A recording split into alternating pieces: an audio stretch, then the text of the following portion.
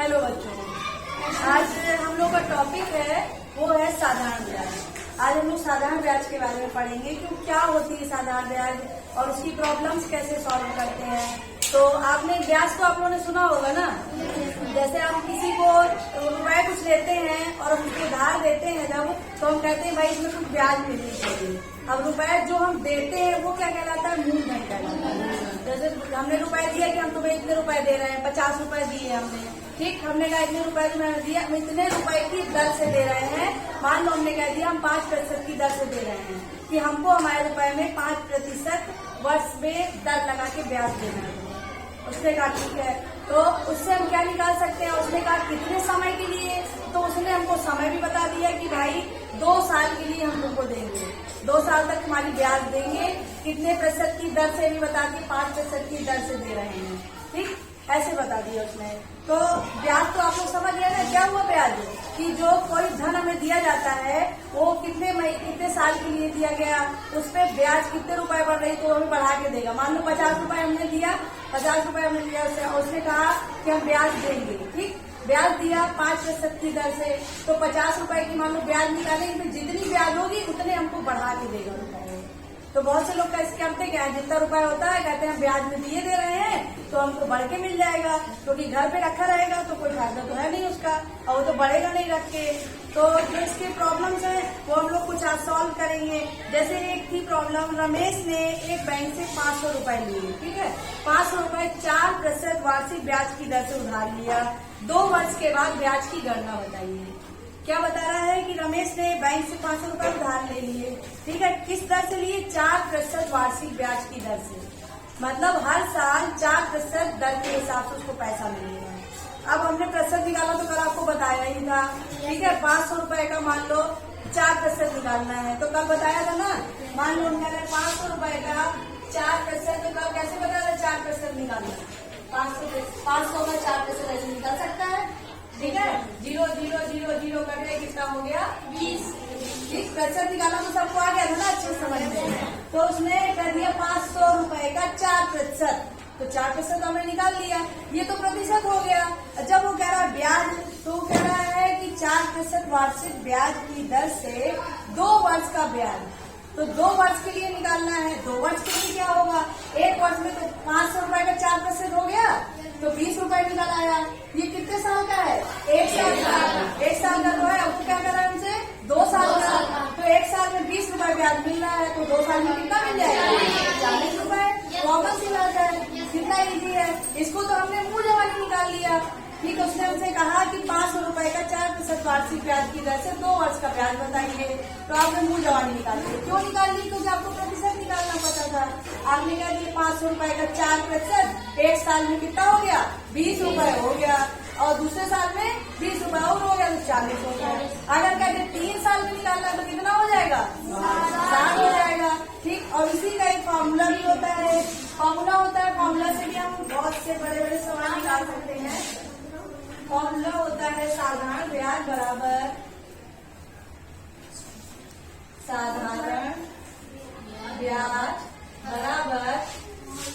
मूलधन गुणे दर गुणे समय और बटे 100।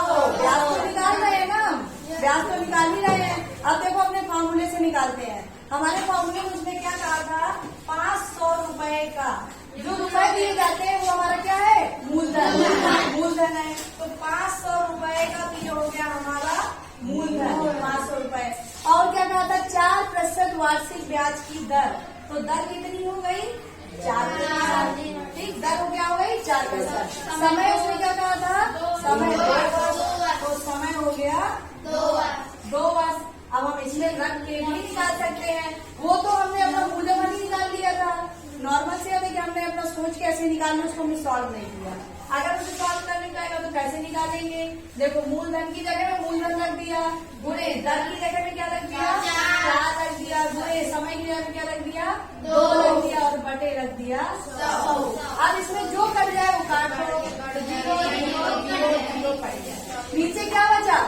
ओनली 1 बचा है, ठीक है। और चलते हैं 5 को 20, 20 दूनी 40। आया समझ में? कितना आसान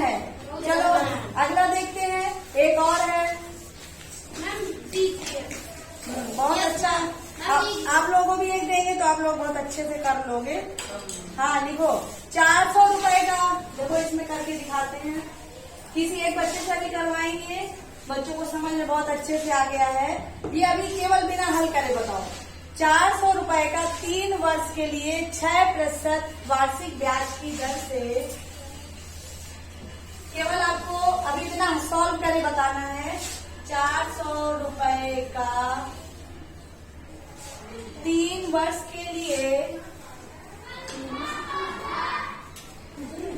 400 रुपए का 3 वर्ष के लिए 6%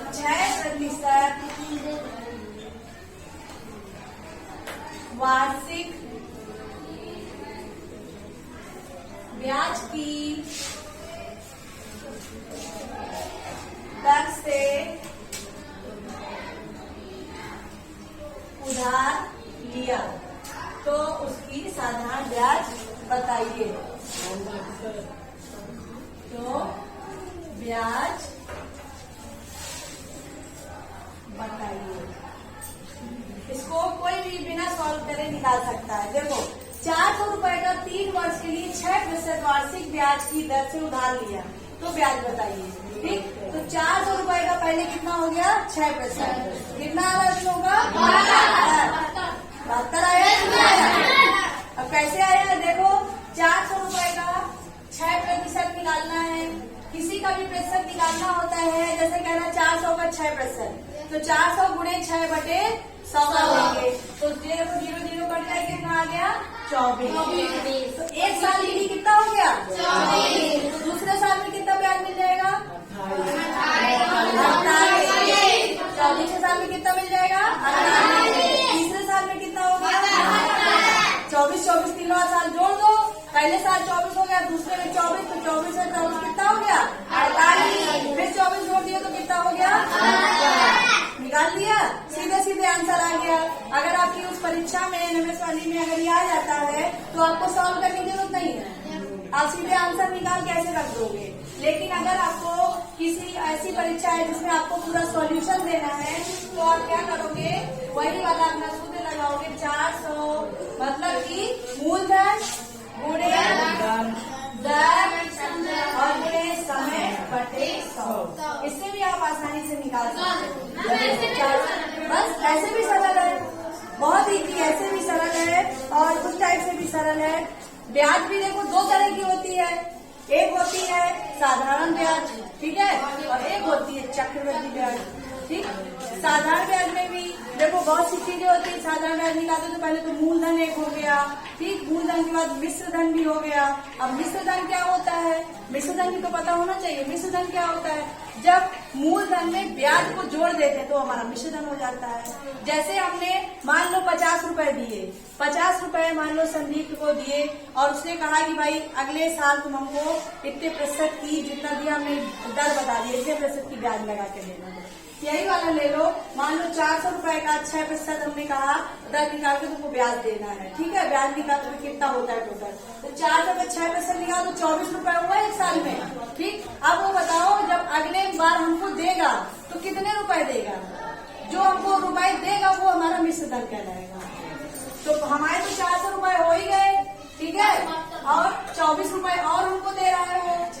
ठीक, हम 3 वर्ष का नहीं बता रहे, अभी 1 वर्ष का कर रहे हैं। 24 रुपए और वो दे रहा है तो कितने हो गए 424। मतलब कि जो उसने हमको ये धन दिया ये हमारा क्या है मिश्र धन। क्या है ये मिश्र धन। इसके भी फॉर्मूले लिख लो। एक तो ये साधारण ब्याज वाला ये जरूर लिख लो, इसको सब लोग याद भी कर लेना। बाई चांस अगर ऐसे नहीं कर पा रहे तो फॉर्मूला याद हो तो उससे तो आपका ही हो गया। मूलधन गुणे दर गुणे समय बटे 100, ठीक है।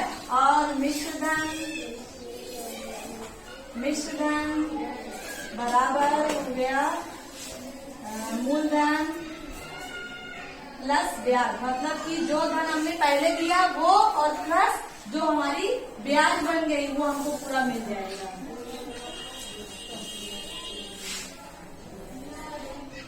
अगली एक प्रॉब्लम है, देखते हैं कितने बच्चे कर पाते हैं। बहुत अच्छे से बच्चों को समझ में आ गया होगा। 6% वार्षिक ब्याज की दर से हमको हल करना है। किसी एक बच्चे को अभी हम यहाँ पर बुलाएंगे जो एक करके दिखाएगा। 6% वार्षिक ब्याज की दर से वार्षिक ब्याज की दर से 2 वर्ष का मिश्र धन 2 वर्ष का मिश्र धन 560 रुपए है। तो मूलधन बताइए, मूलधन निकालिए। अब देखो इसमें तो क्या दिया है, 6% वार्षिक ब्याज की दर दी है, समय भी दिया है 2 वर्ष, लेकिन हमारे पास मूलधन नहीं है। क्या दिया है, मिश्र धन। मिश्र धन क्या होता है, जो उसने हमें लास्ट में दिया ब्याज निकाल के। तो ना तो हमारे पास ब्याज है ना मूलधन है, केवल हमारे पास क्या है, मिश्र धन है। तो यहाँ पर हम इस देखो फॉर्मूले से लगा सकते हैं, मिश्र धन बराबर मूलधन प्लस ब्याज, मूलधन प्लस इससे भी तो लगा सकते हैं, लगा सकते हैं ना, ठीक है। या ऐसे लगा सकते हैं, बहुत इजी तरीका है। देखो पहले चलो इसी से बताते हैं।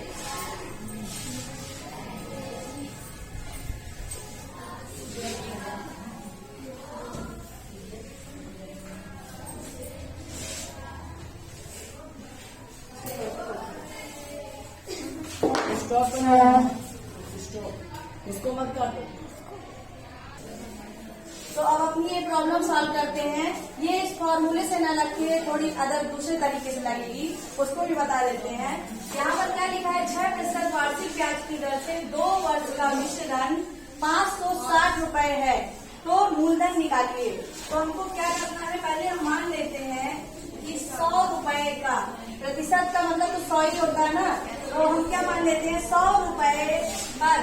फॉर एग्जाम्पल अभी केवल मान रहे हैं, सपोज कर रहे हैं, 100 भी हम सपोज कर रहे हैं, हमको पता नहीं है कि 100 ये भी सपोज कर रहे हैं कि 100 रुपए पर 1 वर्ष का ब्याज, 100 रुपए पर 1 वर्ष का ब्याज। प्रतिशत यहाँ पर क्या है, 6, तो क्या लिखेंगे 6, ठीक। केवल अभी सपोज कर रहे हैं, 100 रुपए पर 1 वर्ष का ब्याज 6 रुपए है। तो बताओ कितने वर्ष का निकालना है हमें, 2 वर्ष का। तो 100 रुपए पर 2 वर्ष का ब्याज कितना होगा, 1 वर्ष का ब्याज 6 रुपए है, तो 2 वर्ष का कितना हो जाएगा, 12। वेरी गुड, कितना हो गया, 12। ये हमारा हो गया। अब हम मिश्र धन अगर देखें, मतलब कि ब्याज हमने कितनी निकाल दी, अभी केवल सपोज से ही निकाल रहे हैं, अभी हमने ये अपना मिश्र धन नहीं रखा है। हमने पहले माना 100 रुपए पर 1 वर्ष का ब्याज 6 रुपए है, 100 रुपए पर 2 वर्ष का ब्याज कितना हो गया, 12। फिर हम इसी में ही सपोज कर रहे हैं, अगर ये 12 है तो मिश्र धन कितना होगा, तो हमने क्या यहाँ पर माना था, 100 रुपए, 100 रुपए माना था, ब्याज इतनी हो गई, तो मिश्र धन हमारा कितना हो गया, 112 रुपए। अब हम मानते हैं, अब देखो मानते हैं 100, अब हम इसे लिखेंगे 112 रुपए मिश्र धन है, 112 रुपए अगर मिश्र धन है, 112 रुपए मिश्र धन पर मूलधन कितना है, इसमें भी मान लेते हैं, 112 रुपए मिश्र धन पर मूलधन कितना है, मूलधन कितना है, तो हम मान लेंगे इसमें कितना होगा मूलधन, इसमें हम मानेंगे 100 रुपए, ठीक। क्योंकि हमारा जो दर था उसको हमने एक ब्याज की तरह भी यूज कर लिया है, 100 रुपए, 100 रुपए पर 1 वर्ष का ब्याज 6 रुपए, ठीक। ये हमने केवल सपोज किया, अभी लास्ट में इसका सारा यूज तुम लोग पता चल जाएगा। 112 रुपए मिश्र धन पर मूलधन 100 रुपए है, तो अब हम गिनेंगे कि 1 रुपए पर कितना रहा होगा, 1 रुपए क्यों निकाल रहे हैं? कोई भी चीज की जब 1 रुपए की वैल्यू पता होगी तब तो ज्यादा की निकाल पाओगे। मान लो 1 पेंसिल का मूल्य नहीं पता है, 5 का पता है, 10 का बताओ, तो जब 1 का पता होगा तब तो 10 का निकालोगे। इसी तरह 112 रुपए मिश्र धन पर मूलधन 100 रुपए है, तो 1 रुपए मिश्र धन पर मूलधन कितना होगा? जब ज्यादा का पता होता है और कम का निकालना होता है तो इसका ही बता के क्या करते हैं? डिवाइड। बताएगा ना, मतलब कि इधर वाली संख्या ऊपर हो जाएगी और ये वाली कहाँ आ जाएगी? नीचे। ठीक, 112। ठीक, ये हो गई। अब क्या कह रहा है? हमने यहाँ पे क्यों सपोज किया था 112 रुपए मिश्र धन का मूलधन 100 रुपए है, इसलिए 1 रुपए मिश्र धन का मूलधन कितना हो गया? 100/112। अब हमारे पास कौन सा मिश्र धन है? 560, इसलिए 560 रुपए पर निकालेंगे हम। 560 रुपए मिश्र धन पर मूलधन। हमको क्या निकालना था लास्ट में आंसर में? मूलधन ही निकालना था, मूलधन ही तो निकालना था। तो ये कह रहा है 560 रुपए में 1 रुपए मिश्र धन में मूलधन इतना है, तो 560 रुपए में कितना होगा? मान लो एक पेंसिल 10 रुपए की मिलती है, तो 560 पेंसिलें कितने की मिलेंगी? 5,600। क्या किया तुमने? गुणा किया। जब 1 का पता है, ज्यादा का क्या निकालना होता है तो क्या कर देते? गुणा। सीधा सीधा है। तो यहाँ पर हमारा 1 का कितना है? 100/112, तो गुणे में क्या कर देंगे? 560। ठीक, मतलब कि हमारा क्या आ गया? 100 गुणे 560/112। ये किसका मूलधन आया है? 560 रुपए मिश्र धन पर। लेकिन अब इसको सॉल्व भी करना पड़ेगा, इसमें तुमको पता नहीं चला ना कितने रुपए हैं। तो चलो सॉल्व करते हैं। जो कट जाए तो काट दो। ठीक, क्या कुछ कट रहा है ऊपर नीचे? चलो 2 से कटेगा। 2 पंचे 10, 2 छंग 12, 2 पंचे 10 और 1 0 ही। मतलब कि 2 गुणे 100 से काटोगे तो कोई ये मत काट देगा कि 2 पंचे 10 और 0 को गायब कर दिया। 0 को गायब नहीं करना है। ठीक है, तो ये हो गया 50। अब देखो 56 से काटोगे तो 56 एकम 56 और ये 0 हो गया। 0 ऐसे ही लिखा रहेगा। 0 के गुणा भाग भी पहले बता चुके हैं, तो उन लोगों को गुणा भाग ज्यादा मेहनत नहीं करनी, गुणा भाग करना सीधा सीधा होता है। अगर 0 जोड़ के लिए भूल जाओ, 56 का जो संख्या है उसका भाग गुणा कर दो और बाद में जितने 0 है वो लगा दो। ठीक है, तो ये हो गया 50 और गुणे 10, तो कितना आ गया? 500 रुपए। तो हमारा आंसर कितना आ गया? 500 रुपए। मतलब कि 560 रुपए के लिए मिश्र धन, 560 रुपए के मिश्र धन के लिए मूलधन पूछा था, तो मूलधन कितना हो गया? 500 रुपए। ठीक है, ये केवल हमने सोच सोच के निकाला है, क्योंकि हमारे पास इसमें ब्याज भी नहीं था और मूलधन भी नहीं था। अगर 2 में से कोई चीज होती तो हम पहले उसमें से ब्याज या मूलधन निकाल देते, क्योंकि हमारे पास केवल मिश्र धन था। इसलिए हमने सोच सोच के निकाला है कि 100 रुपए पर 1 वर्ष का ब्याज 6 रुपए है। तो बताओ 100 रुपए पर 2 वर्ष का ब्याज कितना होगा? ठीक, पहले हमने 1 वर्ष के लिए निकाल लिया। 100 ही क्यों लिया? क्योंकि हमारी दर जो थी वो प्रतिशत में थी, तो हमने उसी दर का यूज यहाँ पर कर लिया। तो 100 रुपए पर 1 वर्ष का ब्याज 6 रुपए हो गया। 100 रुपए पर 2 वर्ष का ब्याज कितना हो गया? 12 रुपए हो गया। तो मिश्र धन क्या हो गया? मिश्र धन क्या होता है? जो हमने रुपए लिया, हमने मूलधन यहाँ पे 100 मान के चला गया, तो मूलधन में ब्याज जुड़ जाती है तो वो मिश्र धन निकल आता है। तो 100 प्लस कितना हो गया? 12, तो ऊपर हो गया 112। इसीलिए यहाँ पे हमने देखा 112 रुपए। अब 112 रुपए हमारा क्या आ गया? मिश्र धन। ठीक, तो हमने क्या निकाला यहाँ पे? 112 रुपए मिश्र धन का मूलधन 100 रुपए है। क्यों लिया? क्योंकि तुमने मूलधन यहाँ क्या माना था? 100 तो माना था ना, तो इसीलिए तो हमने यहाँ 100 लिखा है। 112 रुपए मिश्र धन पर मूलधन 100 रुपए है। तो बताओ 1 रुपए मिश्र धन मूलधन पर कितना होगा? 1 रुपए मिश्र धन पर तो कितना हो गया? 100/112। फिर यहाँ पे क्या हो गया? 560 रुपए मूलधन पर 100/112 गुणे 560। केवल इसमें तुमने क्या माना है? मूलधन 100। मूलधन केवल 100 लेके चला है, बाकी तो पूरा वो तुम्हें समझ में आ ही रहा होगा लाइन से। तुम लोग हो सकता है इसमें कंफ्यूज हो कि 100 क्यों माना है। 100 हमारे पास मूलधन नहीं था, यहाँ पर दर का यूज करके हमने मूलधन को यूज किया है। तो यहाँ पर हमने क्या लिख दिया? मूलधन की जगह में 100 रुपए और दर को हमने यूज कर लिया ब्याज की तरह कि 1 वर्ष का ब्याज 6 रुपए। ठीक है, समझ में आया? तो ब्याज उम्मीद है कि सबको बहुत अच्छे से समझ में आ गई होगी। साधारण ब्याज समझ में आ गई होगी ना? अब अगला जो टॉपिक होगा वो चक्रवृद्धि ब्याज का होगा, लेकिन पहले आपको इसकी प्रॉब्लम सॉल्व करनी होगी। तो आप लोग इसको घर से करके लाओगे प्रॉब्लम इसकी, और जिसमें कोई दिक्कत होगी वो कल पूछोगे। ओके।